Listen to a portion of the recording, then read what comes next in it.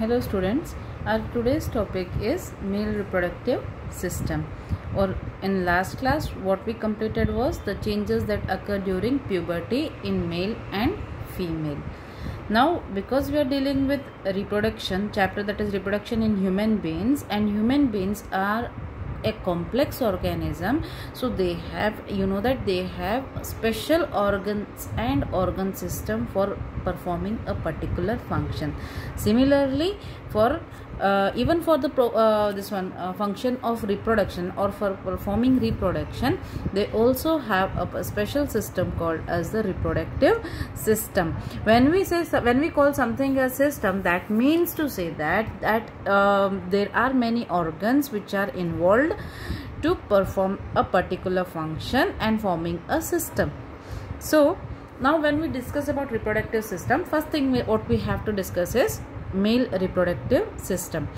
और ये जो रिप्रोडक्टिव सिस्टम है, this one it is very important because even in recent this 2020 exam, board exams, we had questions from this reproductive system and most frequently questions are asked from this reproductive system. ये जो male and female reproductive system है, इसे बहुत frequently questions आते हैं हमारे board exams में. पिछले सैम्पल पेपर्स भी अगर हम देखते हैं, एंड अभी भी 5 मार्क्स के क्वेश्चन में जो है एक क्वेश्चन आया हुआ था, वो मैं आपको एक टॉपिक कंप्लीट होने के बाद मैं आपको दिखाऊंगी. अब बात करते हैं मेल रिप्रोडक्टिव सिस्टम की. पहले बात तो आपने ये जो डायग्राम है ना, आपको नोटबुक में एनसीईआरटी में जो डायग्राम दिया हुआ है, this diagram is given. This is a bit complicated, थोड़ा सा नहीं बनेगा आपसे. आपको क्या करना है, ये वाला डायग्राम बनाना है, क्योंकि इसमें सिर्फ हमने जो ऑर्गन्स हमने स्टडी करने हैं उसी को रिप्रेजेंट किया हुआ है. ये प्रदीप्स की बुक में मिलेगा, अगर किसी के पास है प्रदीप्स की बुक तो आप देख सकते हो. And this is more simpler, ये डायग्राम जो है काफी सिंपलर है. तो हम इससे क्या है, क्योंकि हमें मेन कंसर्न नहीं है बाकी दूसरे चीज़ों से, हम मेन जो पार्ट्स इन्वॉल्व है, रिप्रोडक्टिव पार्ट्स हैं, उनको हम इसमें लेबल कर सकते हैं और इजीली स्टडी भी कर सकते हैं. तो जो मेल रिप्रोडक्टिव सिस्टम है, it consist of, when we are saying it is a system, that means it is made up of many parts. So it consist of many parts such as, one is testis, second is vas deferens, and third thing is, see, we are seeing here many glands which I have drawn it with a red color, that is prostate gland, Cowper's gland and seminal vesicles. So these are, you know, glands. So you can write as many glands are also present together. Then urethra and urinary bladder. अब देखिए, अब इसमें आपको हर part का जो है function पता होना चाहिए. सबसे पहला जो है टेस्टिस जो है, इसकी लोकेशन क्या है? Testis is located outside the male body in a sac और bag like structure called as scrotum. एक सैक लाइक या बैग लाइक स्ट्रक्चर है जिसे स्क्रोटम कहते हैं, and it is located outside the body. Very important point, you have to note this point कि why it is located. ये question बहुत बार आता है कि why are testes located outside the body. The main reason for the testes to be located outside the body is to maintain the temperature for sperm formation. क्योंकि testis क्या है, what we told is, testis जो है they are responsible for producing male gametes और male germ cells, and for the sperm formation the temperature what required is lower than the body temperature, and that is the reason why the scrotal sac are located outside the body in which testis is present. ये बहुत बार question आता है, इसको testis जो है body के बाहर क्यों प्रेजेंट है, कि टेस्टिस का जो है टेम्परेचर को मेंटेन करने के लिए. आप इन्हें ना साथ साथ लिख लो, या इसको ऊपर ही लिखा हुआ है, आप देखो. First one is testis.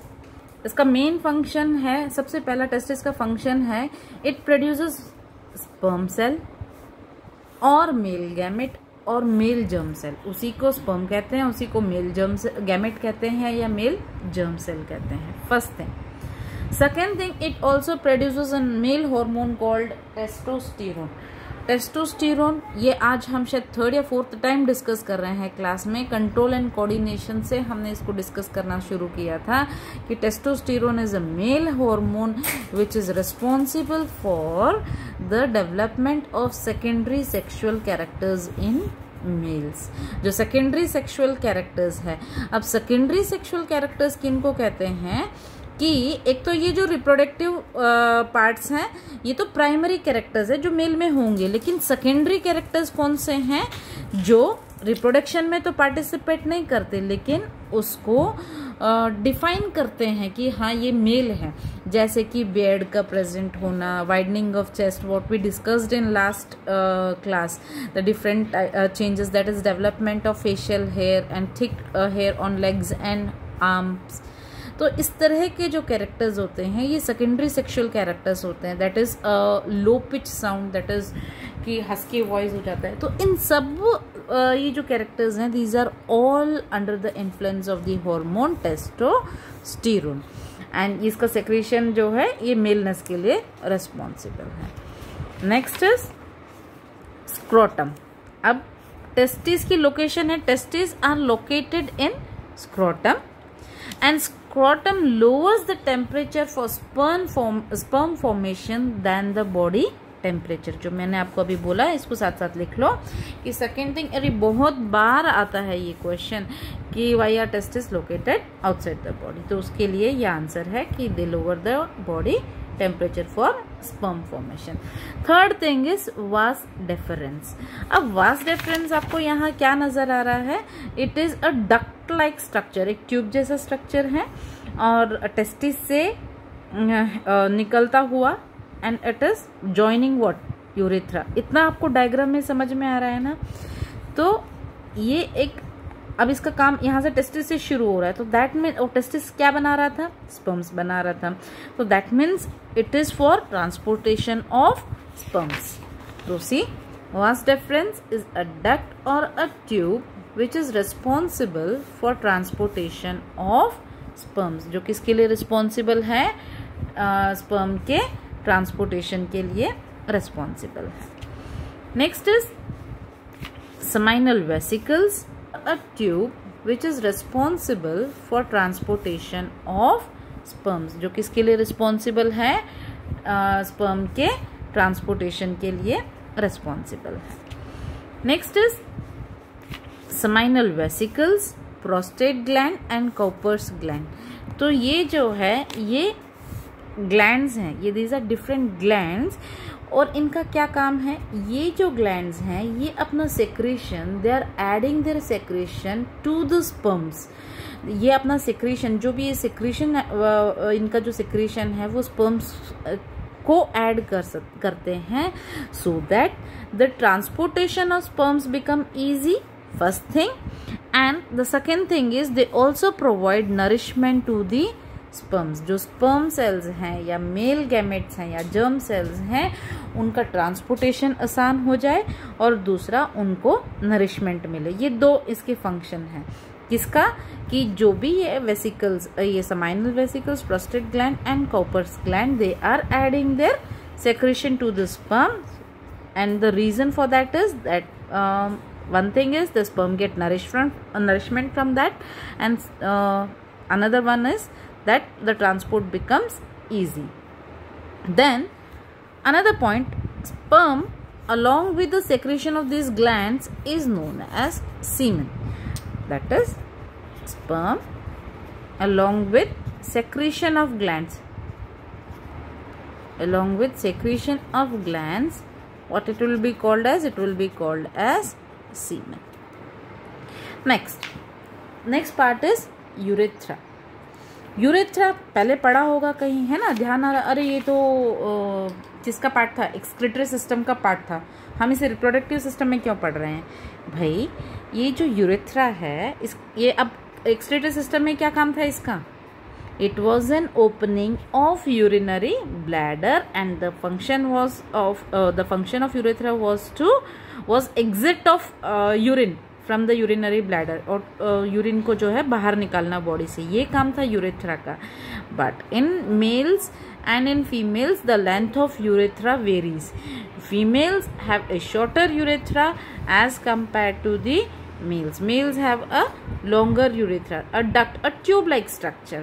Now one thing जो आपने ऑब्जर्व करनी है, ध्यान देना है जिस पे, द वास्ट डिफरेंस, जो ग्रीन कलर ट्यूब आपको दिख रही है, it is a duct like structure. And second thing जो urethra, they both are meeting here, ये दोनों ही यहाँ पे जो है मीट कर रहे हैं, ज्वाइन कर रहे हैं, है ना. तो that means now vas deferens also was carrying its own material, that was sperm and some secretion of from these glands.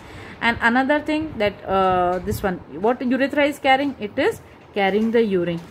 So this urethra, what the function must be of urethra? First one function is that it is responsible for releasing the urine, कि urine को बाहर निकालने के लिए responsible है. And second thing, because vas deferens also is giving its secretion to this urethra, वो वहीं पे अपनी secretion को ये जो vas deferens है, ये इसका जो कंटेंट था वो भी यूरेथ्रा में रिलीज हो रहा है. तो यूरेथ्रा का काम ये भी है कि वो इसको सीमेन को भी रिलीज करे. That means but only one at a time, इधर यूरिन इज रिलीज्ड और semen is released, only one at a time is released from this urethra. Now the function of urethra is, it is a common passage for both urine and sperm, but never both the urine and sperm are released together, only one at a time. Then about the penis, what is penis? It is a muscular covering of urethra in males.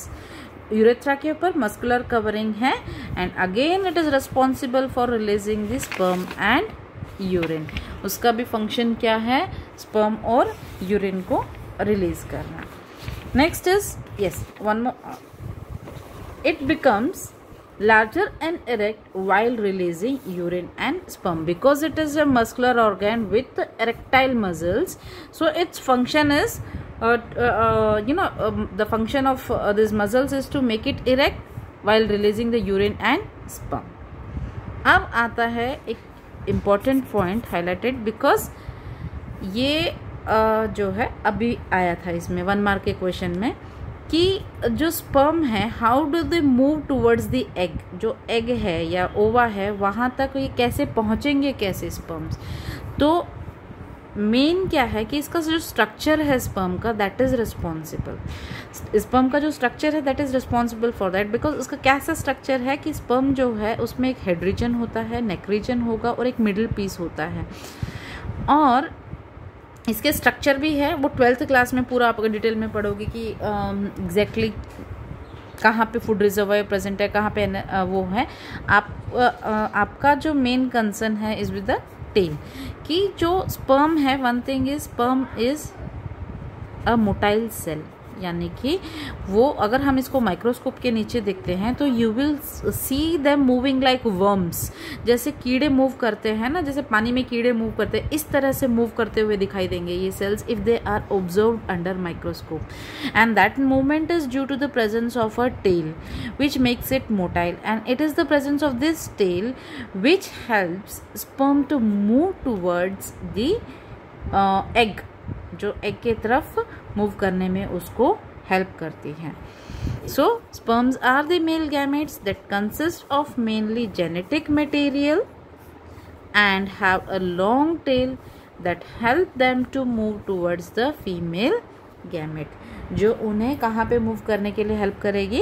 Female gamete की तरफ. ये अब मैं बता रही हूँ, अब मैंने इतने कितने क्वेश्चंस पता नहीं मुझे कहाँ के पेपर मिले हुए थे चेक करने के लिए, एक भी बच्चे ने इसका आंसर नहीं लिखा हुआ ढंग से कि ये एग्जैक्टली मूव क्यों कर रहे हैं.